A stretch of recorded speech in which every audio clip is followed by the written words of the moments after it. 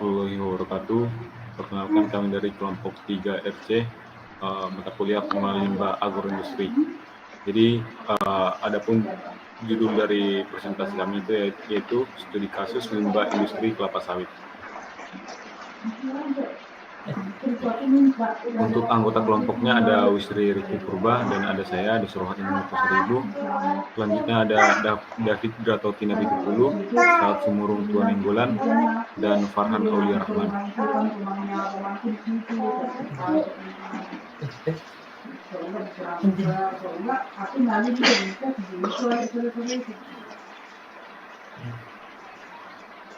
Adapun yang melatar belakangi studi kasus kami tentang kelapa sawit ini yaitu karena kelapa sawit itu merupakan suatu sumber minyak nabati, di mana perkebunan kelapa sawit di Indonesia itu berkembang di 24 provinsi.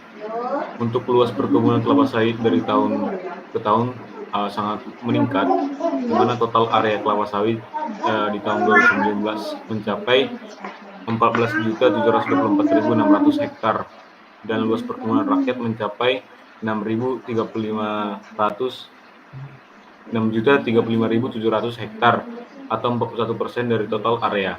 Namun di balik dampak ekonominya yang signifikan, industri ini juga menjadi penyumbang utama pencemaran lingkungan, terutama melalui limbah cair yang dihasilkan dalam proses produksinya.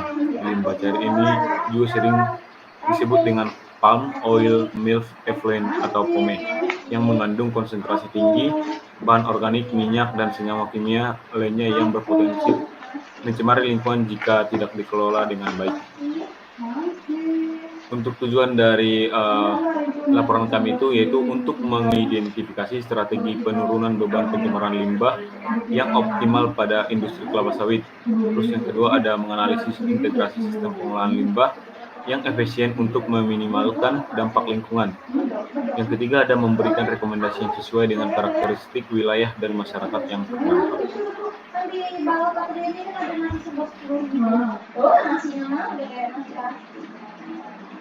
Selanjutnya metodologi, yaitu metodologi integrasi sistem penanganan pencemaran limbah industri kelapa sawit adalah sebagai berikut. 1. Pengumpulan data sekunder dikumpulkan dari literatur, laporan perusahaan, dan regulasi pemerintah terkait pengelolaan limbah cair. Yang kedua, analisis kualitas limbah, yaitu pengukuran parameter kualitas limbah cair seperti BOD, COD, TSS, dan pH di laboratorium. Yang ketiga yaitu studi literatur, penelitian sebelum tentang teknologi pengolahan limbah cair pada industri kelapa sawit dianalisis untuk membandingkan efektivitas berbagai metode. Selanjutnya yaitu pembahasan yang membahas tentang sumber pencemaran, teknologi pengolahan limbah, integrasi sistem penanganan dampak lingkungan, dan rekomendasi pengolahan limbah. Yang pertama yaitu sumber pencemaran, yaitu limbah yang dihasilkan dari proses pengolahan kelapa sawit dapat mencemari air, tanah, dan udara yang berdampak negatif pada konsisten dan kesehatan masyarakat. Pengolahan tandan buah segar atau TBS kelapa sawit menghasilkan berbagai jenis limbah, termasuk limbah cair, padat, dan gas. Limbah cair seperti limbah cair atau POME merupakan salah satu limbah paling signifikan dari industri ini. Limbah padat termasuk tandan kosong, cangkang, dan serabut kelapa sawit. Limbah ini seringkali ditinggalkan di area sekitar pabrik, menyebabkan pencemaran tanah dan air. Limbah gas, proses pembakaran untuk menghasilkan energi dalam pabrik juga menghasilkan emisi gas berbahaya yang dapat mencemari udara. Limbah padat terdiri dari tandan kosong, serat, cangkang buah, dan abu bakar yang dapat menyumbang 35-40% dari total TBS yang diolah.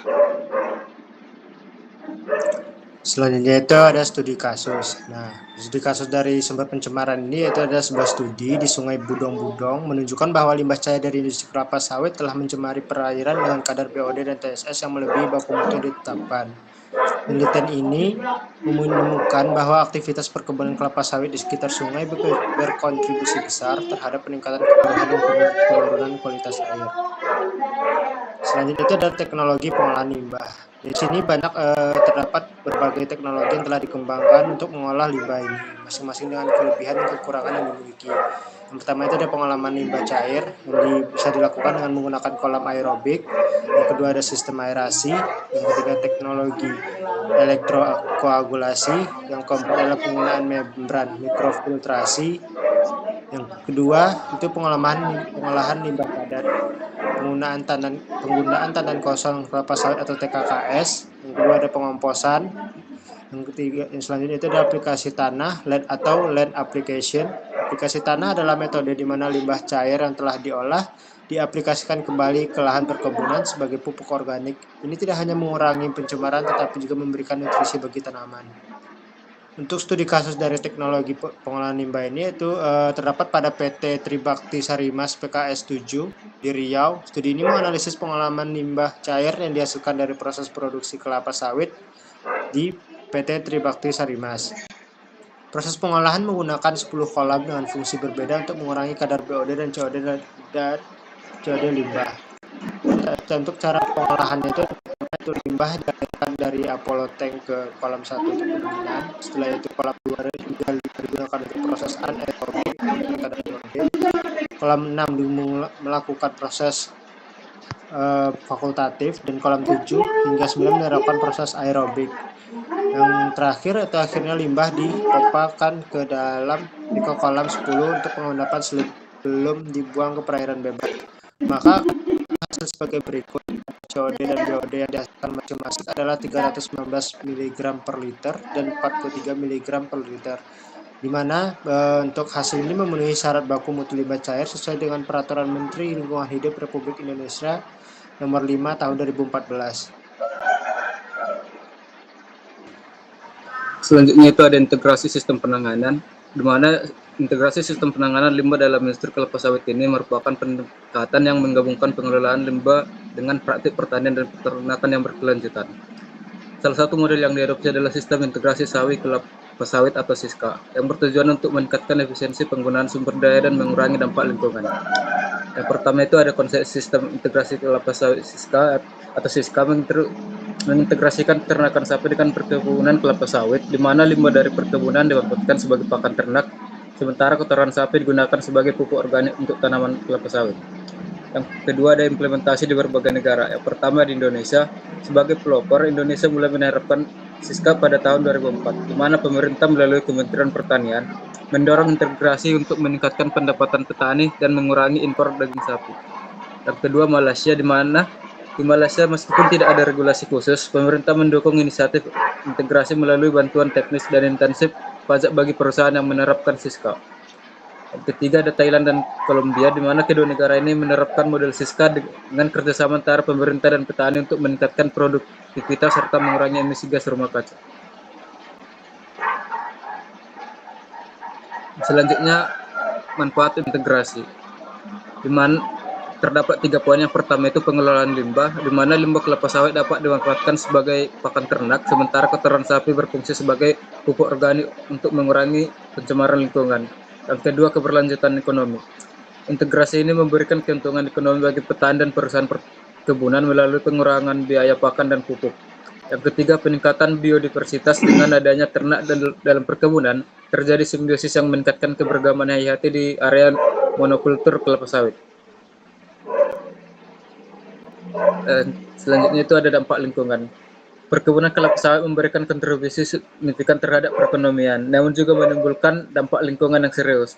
Beberapa dampak utama yang dihasilkan oleh industri kelapa sawit ini adalah yang pertama itu pencemaran air, di mana air limbah dari pabrik kelapa sawit dapat atau dikenal sebagai palm oil mill effluent atau POME dampak dari pencemaran ini yaitu penurunan kualitas air, di mana kadar BOD atau biochemical oxygen demand dan COD chemical oxygen demand yang tinggi dapat mengurangi oksigen terlarut dalam air yang mengakibatkan kematian ikan dan organisme akuatik lainnya. Yang kedua itu ada pencemaran tanah, di mana limbah padat seperti tandan kosong, serabut, dan cangkang kelapa sawit seringkali ditumpuk di sekitar pabrik atau dibuang sembarangan. Dampak dari pencemaran tanah meliputi kualitas tanah menurun, penumpukan limbah padat dapat mengubah sifat fisik dan kimia tanah, mengurangi kesuburan dan kemampuan tanah untuk mendukung pertanian. kontaminasi tanah. Jika limbah cair meresap ke dalam tanah dapat menyebabkan kontaminasi dengan bahan kimia berbahaya yang mempengaruhi tanaman dan organisme tanah. Yang ketiga itu emisi gas rumah kaca. Proses pengolahan limbah cair di pabrik kelapa sawit dapat menghasilkan emisi gas rumah kaca terutama metana dan karbon dioksida. Yang keempat itu dampak terhadap kesehatan masyarakat. Pencemaran akibat limbah kelapa sawit dapat berdampak langsung pada kesehatan masyarakat. Paparan terhadap limbah cair dapat menyebabkan berbagai masalah kesehatan bagi masyarakat yang tinggal di sekitar pabrik, termasuk penyakit kulit, gangguan pernapasan, masalah gastrointestinal atau akibat kontaminasi air minum. Yang terakhir itu ada penurunan keanekaragaman hayati. Pencemaran air dan tanah akibat limbah industri kelapa sawit dapat menyebabkan penurunan keanekaragaman hayati, hilangnya habitat organisme akuatik yang terpengaruh oleh pencemaran yang pada gilirannya dapat mengganggu rantai makanan dan ekosistem secara keseluruhan. Lalu ada rekomendasi penanganan limbah berdasarkan karakteristik wilayah dan masyarakat yang terdampak pencemaran limbah industri kelapa sawit. Berikut adalah beberapa rekomendasi yang dapat diterapkan untuk mengurangi dampak negatif dan meningkatkan keberlanjutan. Yang pertama itu ada pengolahan yang efisien dengan cara instalasi pengolahan air limbah atau IPAL, dan juga dengan memanfaatkan biogas dari limbah cair. Yang kedua ada pemanfaatan limbah padat. Yang pertama itu ada pengomposan dengan cara tandan kelapa kosong dan serabut kelapa dijadikan menjadi kompos. Lalu ada energi biomasa yang dapat digunakan sebagai bahan bakar dalam pembangkit tenaga listrik biomasa. Yang ketiga ada pendidikan dan kesadaran masyarakat. Yang pertama itu ada program edukasi di mana melibatkan masyarakat dalam program edukasi tentang pengolahan limbah dan dampak pencemaran. Lalu ada partisipasi masyarakat yang mendorong partisipasi masyarakat dalam pengawasan dan pengolahan limbah serta agar dapat menjaga kualitas lingkungan sekitar. Lalu ada kebijakan dan regulasi, yaitu dengan cara penegakan hukum yang memperkuat penegakan hukum terhadap pelanggaran pengolahan limbah dan insentif untuk praktik berkelanjutan. Dengan cara memberikan insentif kepada perusahaan yang menerapkan praktik pengolahan limbah yang ramah lingkungan, seperti pengurangan pajak atau subsidi untuk teknologi hijau. Lalu yang terakhir ada teknologi hijau dengan cara fitoremediasi, yaitu menggunakan tanaman untuk menyerap polutan dari tanah dan air, dan inovasi teknologi, dengan cara mengembangkan teknologi baru yang lebih efisien dalam pengolahan limbah.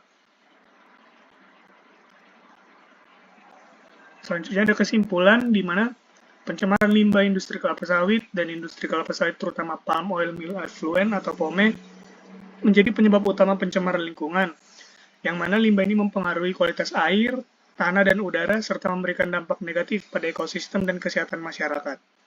Efektivitas pengolahan limbah, beberapa teknologi pengolahan limbah seperti kolam aerobik, sistem aerasi, dan membran mikrofiltrasi menunjukkan potensi dalam menurunkan kadar pencemaran. Selain itu, pengolahan limbah padat melalui pengomposan dan pemanfaatan energi biomasa dapat memberikan nilai tambah. Sistem integrasi dan keberlanjutan konsep integrasi seperti sistem integrasi sapi kelapa sawit atau SISKA menawarkan solusi untuk meningkatkan keberlanjutan dengan memanfaatkan limbah sebagai pakan ternak dan pupuk organik.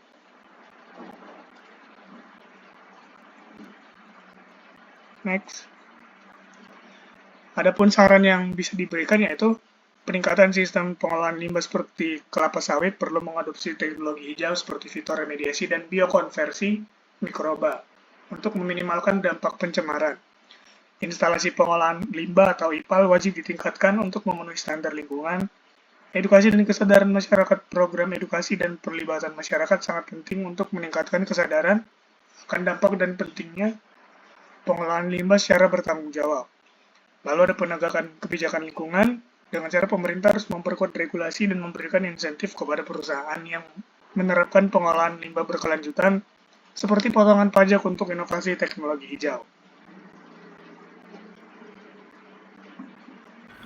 Cukup sekian presentasi dari kelompok kami. Jika ada penyampaian yang kurang berkenan, kami dari kelompok 3 izin meminta maaf. Terima kasih.